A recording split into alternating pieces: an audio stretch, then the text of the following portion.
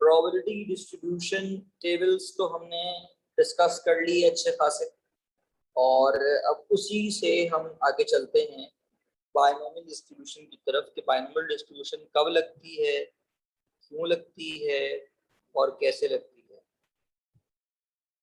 Binomial distribution के लिए we have some constraints. The first constraint is that event should be repeated. Repeated means, let's say, calling a friend.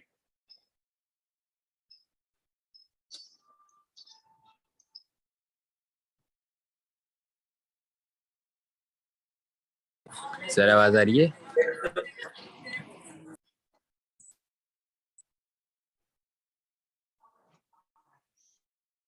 तो repeated event का मतलब है let's flipping the coin multiple times. That is a repeated event, right?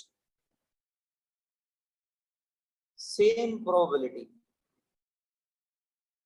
Let's say I am saying that a flight comes on time. अब इसकी probability same नहीं हो सकती ना, बहुत सारे सर्कमस्टांस हो सकते हैं, लेकिन कॉइन उछालने की प्रोबेबिलिटी हर बार सेम।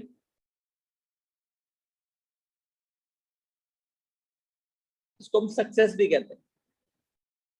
सक्सेस और फेलियर का कॉन्सेप्ट क्या है कि अगर किसी चीज के होने की प्रोबेबिलिटी है तो वो उसका सक्सेस है, और अगर किसी चीज के नहीं होने की प्रोबेबिलिटी है तो वो उसका फेलियर है।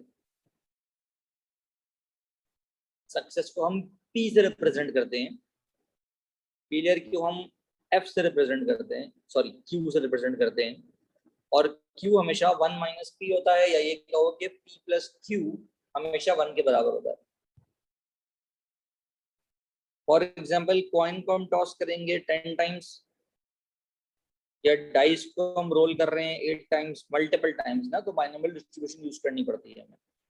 आर क्या है जनाब? Number of success. लेट से मैंने आपसे कहा कि भाई 10 दफा कॉइन उछाला, 4 दफा मुझे हेड चाहिए, तो सक्सेस आर की वैल्यू 4 हो गई।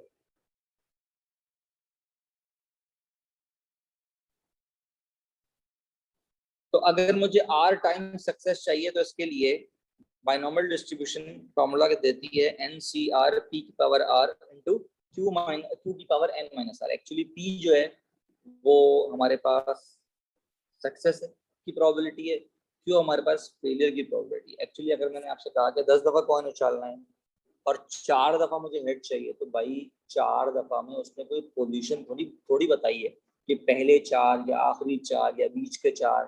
तो इसका मतलब है उन 10 में से मुझे कोई 4 की सिलेक्शन करनी है जिसमें मुझे हेड चाहिए। तो 4 पे हेड आएगा, बाकियों पे टेल आ रहा होगा। समझ आ रही बात? तो 4 पे हेड का मतलब है कि किसी भी 10 में से 4 दफा मेरे पास हेड आया होगा, और उस हेड की प्रोबेबिलिटी है वो 0.5 है, वो 4 दफा चाहिए। जो बाकी 6 दफा हैं वो तो मेरे पास टेल आएंगे। बेसिकली ये जो है वो प्रोबेबिलिटी ऑफ हेड है 4 दफा के लिए, ये है जनाब प्रोबेबिलिटी ऑफ टेल 6 दफा के लिए, और ये है बेसिकली 4 आउट ऑफ 10 टाइम्स। ये कॉन्सेप्ट है इसके पीछे जब भी हम बाइनोमियल लगा रहे हैं। क्या ये बात समझ? N क्या है हमारे पास? Number of trials. Let's say हमने कहा भाई a die is rolled 10 times, तो N की वैल्यू 10 हो गई। हमें प्रोबेबिलिटी चाहिए ऑफ ऑब्टेनिंग अ 4 5 टाइम्स। तो बेसिकली मेरा जो इवेंट है, जो X है, वो 4 निकालने की बात हो रही है। तो मेरा जो इवेंट है X वो रिप्रेजेंट करेगा 4 की प्रोबेबिलिटी को, 4 के निकालने के। तो बेसिकली प्रोबेबिलिटी ऑफ 4 जो है वो मेरा सक्सेस हो जाएगा,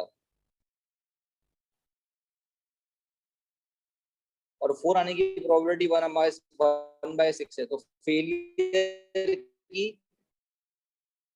1 में से टाइम्स मांगा है, तो इसका मतलब है R = 5 की बात हो रही है। सिंपल, मैंने फॉर्मूला लगा दिया, कैलकुलेटर से मैंने आंसर निकाल लिया। अब अगर मैं आपसे कहूं कि मुझे ऑब्टेन करना है 4 इवन नंबर चाहिए और फ्यूअर देन 3 टाइम्स। सो फ्यूअर देन 3 टाइम्स का मतलब पहली बात तो ये है कि सक्सेस वैल्यू चेंज हो गई। अब सक्सेस जो है मेरा इवन नंबर पे लाई करेगा, तो इवन नंबर का सक्सेस जो है वो 3/6 है। फ्यूअर देन 3 का मतलब है मैं 0 के लिए भी करूंगा, 1 के लिए भी करूंगा, 2 के लिए भी करूंगा। फ्यूअर देन 3 टाइम्स का मतलब है कि मेरा जो सक्सेस आए तो बेसिकली 3 से कम मर्तबा आए। तो सक्सेस अगर मेरा 3 से कम मर्तबा आ रहा है तो बेसिकली वो 1 मर्तबा आए, 0 मर्तबा आए, 2 मर्तबा आए, इस बात का ये मतलब है। सक्सेस मेरा 1/2 है क्योंकि इवन नंबर आने का जो सक्सेस है 1/2 होता है, और फेलियर जो है वो भी 1/2 होगा क्योंकि 1 में से माइनस कर दूंगा मैं। ये मैंने पूरा यहाँ पर फॉर्मूला लगा दिया बाइनोमियल डिस्ट्रीब्यूशन का, जो आपको ऑलरेडी यहाँ पर बताया जा चुका है। लिखते हैं इस तरीके से, x follows binomial distribution where n and p are the parameters, n is the number of trials and p is the probability.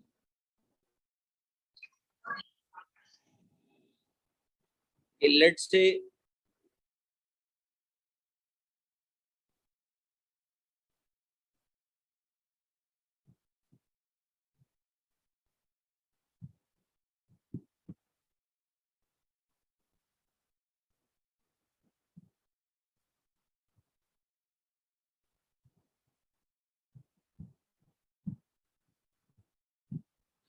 okay, now they are asking कि भाई मुझे 3 चाहिए या 4 चाहिए।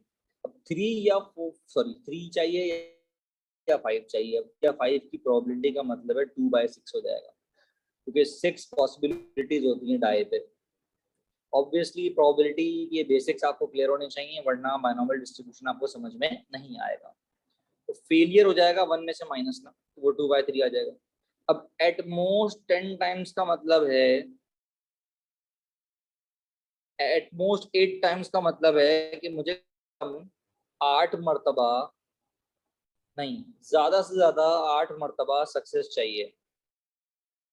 तो at most lesser than equals to, जो कि हम परम्यूटेशन कॉम्बिनेशन में कर चुके हैं कि एट लीस्ट का मतलब होता है ग्रेटर देन इक्वल्स टू, और एट मोस्ट मतलब होता है लेसर देन इक्वल टू। अब लेसर देन इक्वल टू 8 का मतलब है कि मैं 0, 1, 2, 3, 4, 5, 6, 7, 8 इन सब के लिए अलग अलग लिखूंगा। एक और तरीका ये है कि मैं 9 और 10 के लिए टोटल में से माइनस कर दूं। देखिए टोटल प्रोबेबिलिटी तो हमेशा 1 ही होती है ना, तो टोटल प्रोबेबिलिटी मेरे पास 1 है। 1 में से मैं 9 टाइम्स का सक्सेस माइनस कर दूं और मैं 10 टाइम्स का सक्सेस भी माइनस कर दूं। तो अगर मैं 9 टाइम्स का सक्सेस और 10 टाइम्स का सक्सेस माइनस कर दूंगा तो ऑब्वियसली मेरे पास कौन से बचे, 0 time success, 1 time success, 2 time success, 3 time success, 4 time success, 5 time, 6 time, 7 times, 8 times, ये सारे सक्सेस मेरे पास बच जाएंगे।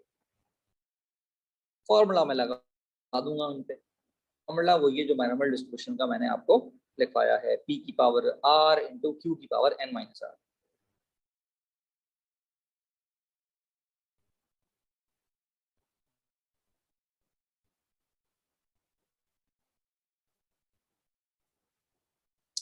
अब वो कह रहे हैं what is the probability of obtaining a one in between 3 और 4 टाइम्स।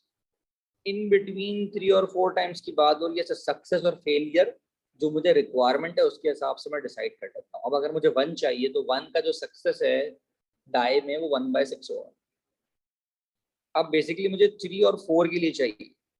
अब इन बिटवीन 3 और 4 में कोई पॉइंट्स वैल्यूज नहीं आएंगी। Binomial distribution discrete number of trials पे डिस्क्रीट नंबर ऑफ सक्सेसेस के लिए लगता है।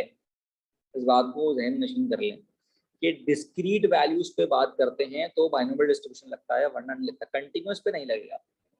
डिस्क्रीट रैंडम वेरिएबल होगा जो कि डिस्क्रीट आंसर दे कि भाई कॉइन 2 दफा उछाला, 3 दफा उछाला, 2.5 दफा नहीं उछाला, 4.5 दफा नहीं उछाला। तो 3 और 4 दफा ही सक्सेस आ सकता है, 3.5 दफा सक्सेस नहीं आ सकता, 3.25 दफा, 4.25 दफा ऐसा नहीं हो सकता। तो 3 and 4 टाइम्स के बिटवीन में सिर्फ 3 और 4 ही आएगा। तो सिर्फ 3 के लिए, 3 टाइम सक्सेस के लिए और 4 टाइम्स सक्सेस के लिए मैंने आंसर निकाल लिया। कैलकुलेटर जिंदाबाद।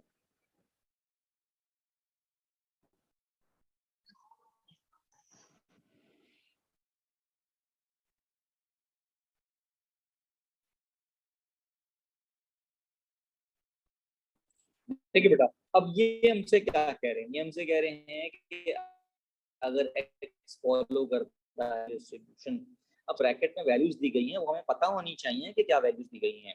बेसिकली पहले जो वैल्यू 11 लिखी हुई है वो n की वैल्यू है, that is number of trials, और 0.16 बेसिकली सक्सेस की वैल्यू। प्रोबेबिलिटी मांग रहे हैं 3 से लेकर 6 तक। 3 से लेकर 6 तक का मतलब है कि हम 3 को काउंट नहीं करेंगे क्योंकि 3 पे इक्वल्स टू नहीं लगा हुआ। अच्छा, दूसरी बात ये कि अगर सक्सेस की वैल्यू 0.16 है तो फेलियर की वैल्यू 1 में से माइनस करके निकाल ली जाएगी।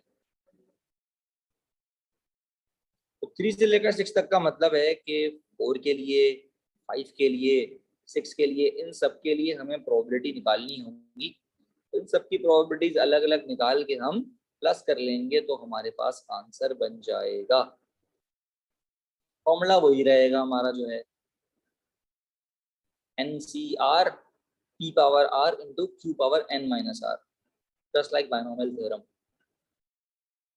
एक्सपेक्टेशन बेटा वही है जो कि मीन वैल्यू थी, ये बराबर होती है n मल्टीप्लाई बाय p के। जैसे वहां पर सिग्मा xp थी, यहाँ पर n इंटू पी है, और वेरिएंस निकलता है जनाब सिग्मा स्क्वायर, जो कि होता है np/q के बराबर है, n into P into Q के बराबर। इसकी डेरिवेशंस बुक में मौजूद है लेकिन जरूरी नहीं है, इसलिए मैं नहीं करवा रहा। रूट ले लेंगे तो हमें स्टैंडर्ड डेविएशन पता चल जाएगी, तो स्टैंडर्ड डेविएशन है अंडर रूट NP/Q।